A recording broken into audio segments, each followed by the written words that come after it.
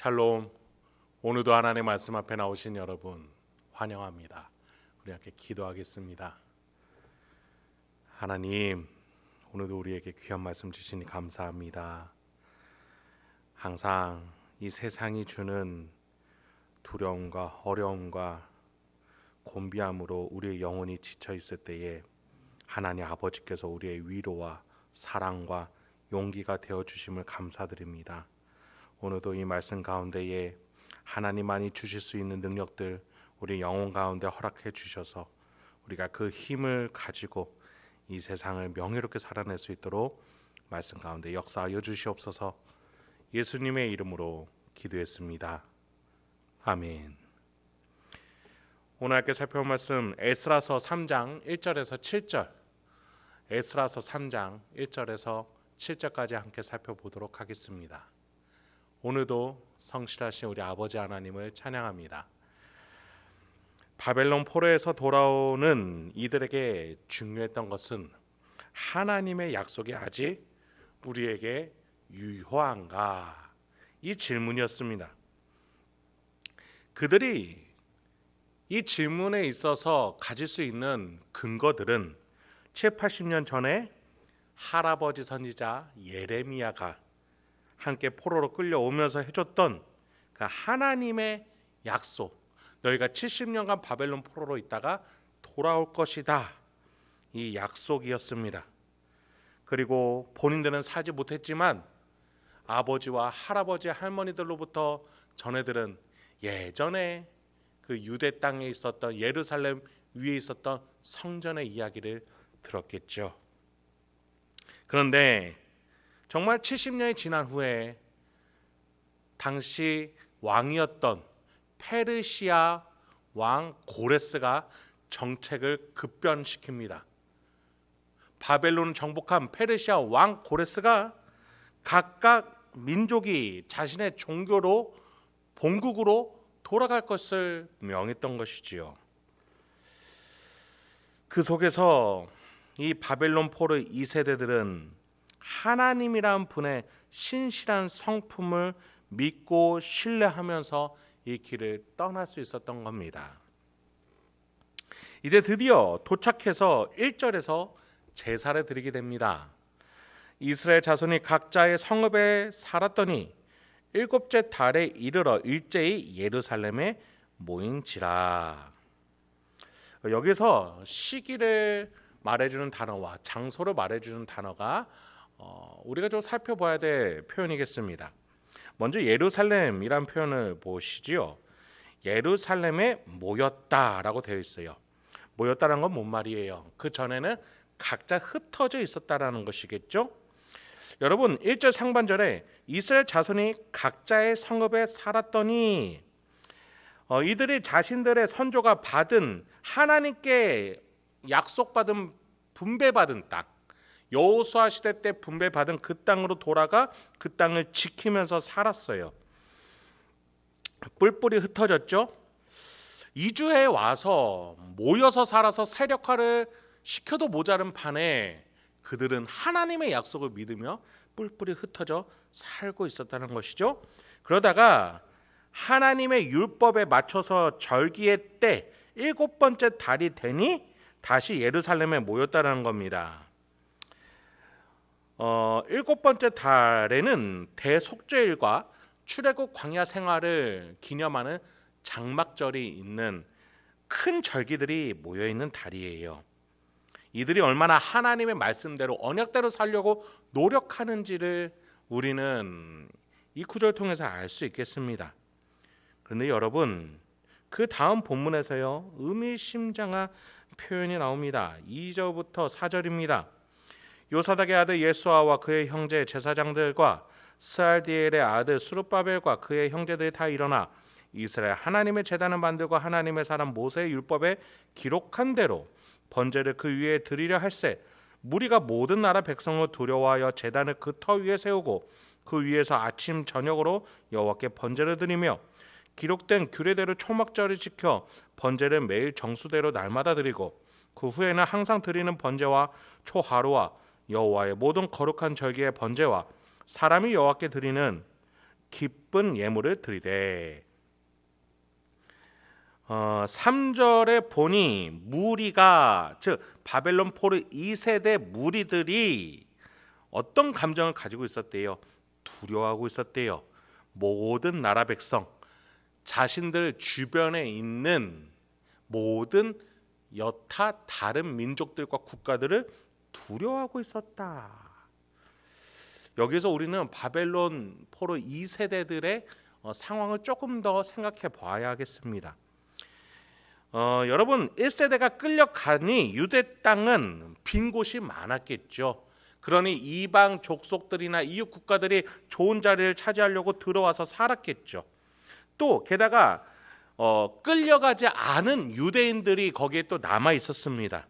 이들이 자신들이 율법을 지키며 살았지 못하고 오히려 이방 족속들과 섞여서 결국에는 우상 숭배가 더 본격화되는 예루살렘 유대 땅이 되어버리고 말았어요. 이방 나라가 된 것이죠. 그렇게 70년이 지납니다. 70년 시간이 짧으면 짧겠지만 또 굉장히 긴 시간 아닙니까? 문화와 관습이 없어지기도 하고 또 생겨날 수 있는 충분한 시간입니다. 예루살렘은 유대 땅은 하나님의 나라가 아니라 이방 나라가 되어버렸습니다. 그런데 70년이 지나서 바벨론 포로로 끌려갔던 후손들이 돌아온다라는 것 아니겠습니까? 게다가 남아있는 유대인들이 신경 쓰지도 않았던 하나님의 제단을 다시 쌓겠다라는, 성전을 다시 세우겠다라는 목적을 가지고 온다라는 것이죠. 그러니 남아있던 유대인들은 이들이 이방인처럼 느껴졌을 겁니다. 죄책감에 이들을 멀리할 수밖에 없었겠죠. 더 나아가 이방 사람들은 이 본래 주인이라고 말할 수 있는 이들이 오니 더 경계하고 더 이들을 구분하려고 했을 겁니다.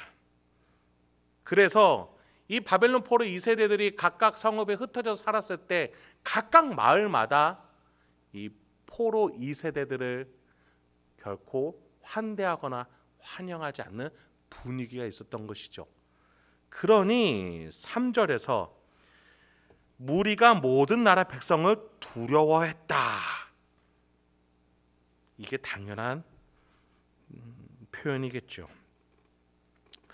여러분, 각 성읍에서 흩어져 살던 바벨론 포로 2세대들은 이러한 정서를 알면서 모여 제사를 드린다. 그때 어떤 심정이었겠습니까? 이방인 또는 자신들을 미워하는 사람들이 저 사람들 모이네? 세력화하네? 저 사람들이 군사적인 위협을 가하려고 하는 것은 아닐까라는 의심들을 갖게 됐을 거예요. 그래서 이 사람들도 전쟁에 채비를 했을 겁니다. 즉 바벨론 포로 2세대들은 예배를 드리려고, 제사를 드리려고 모였는데 이들은 칼과 창을 꺼내려고 하니 두려웠겠죠. 무서웠을 겁니다. 예배를 드리려고 모인 것뿐인데 다른 이들에게는 무력 행사라고 느껴지도록 비춰지니 조심스러울 수밖에 없습니다. 그래서 3절에서 두려워하면서 제단을 세울 수밖에, 제단만 세울 수밖에 없었던 거예요. 지금 빨리 모여서 제사를 위한 제단만 세우고 그 외의 활동은 못했던 겁니다. 그래서 6, 7절에서는 이 다른 이들에게 말 그대로 외주를 주게 됩니다. 한번 본문을 보시죠. 일곱째 달 초하루부터 비로소 여호와께 번제를 드렸으나 그때 여호와의 성전 지대는 미처 놓지 못한지라. 이에 석수와 목수에게 돈을 주고 또 시돈 사람과 두론 사람에게 먹을 것과 마실 것과 기름을 주고 바사왕 고레스의 명령대로 백향목을 레바논에서 요빠 해변까지 운송하게 하였더라. 다른 여타 민족들이 위협을 가하려고 하니 충분한 시간과 노력을 가지고 성전을 건축할 수가 없었던 거예요. 그래서 성전 지대조차, 땅조차 확보하지 못하고 제단만 세우고 이들은 손을 놓을 수밖에 없었던 겁니다. 기초 공사조차도 하지 못하고 이 절기, 7번째 달에 있는 대속죄일과 장막절 절기가 끝나고야 말았습니다. 이제 다시 자신의 일상으로 돌아가야 돼요. 하여 사람을 사서 일을 맡기게 된 것이죠. 여러분, 오늘 본문까지 보여지는 이 포로 2세대들의 신앙과 그 열망과 열정이 어떻게 느껴지십니까? 두렵지만 어렵지만 본 적도 없는 이 땅에 와서 모여서 살지 않고 흩어져서 율법대로 하나님의 말씀대로 살려고 노력하는 이들의 모습, 신앙을 지키면서 살아가지만 두렵고 어렵고 힘든 환경들은 여전히 있는 이 모습 속에서 최선을 다하는 모습들이 보여지는 것 같습니다. 4절에서 정수대로, 즉 율법에 제정된 예법대로 제사를 드렸다는 표현 속에서, 또 5절에서 기쁘게 예물을 드렸다, 이 표현 속에서 이들이 하나님과의 관계 회복을 하기 위해서 얼마나 마음을 열고 적극적으로 하나님께 다가가는지가 보여집니다. 이 큰 역사 속에서 하나님은 이미 일하고 계시기에 이들의 예배를 하나님이 받으실 줄 우리는 고백할 수 있을 겁니다. 이들의 앞에 이제 많은 어려움들이 계속 반복될 것입니다.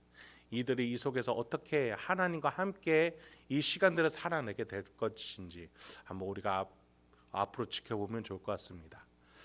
말씀을 마치겠습니다. 저와 여러분의 삶 속에서도 신앙을 가지고 살아가다는 것, 처음에는 너무나 활기차게 시작할 수 있지만 현실 속에서 그것을 살아내기란 여지간히 힘든 일이 아닐 수 없겠습니다.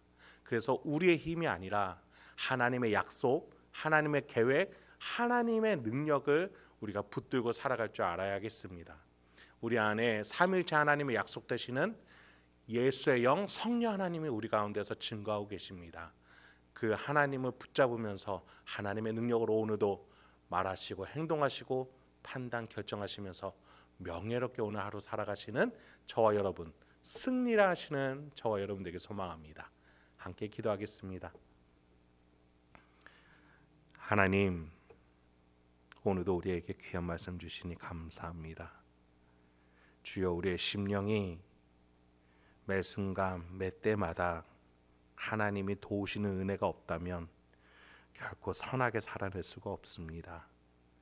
아버지, 우리를 도와주시옵소서. 우리를 인도하여 주시옵소서.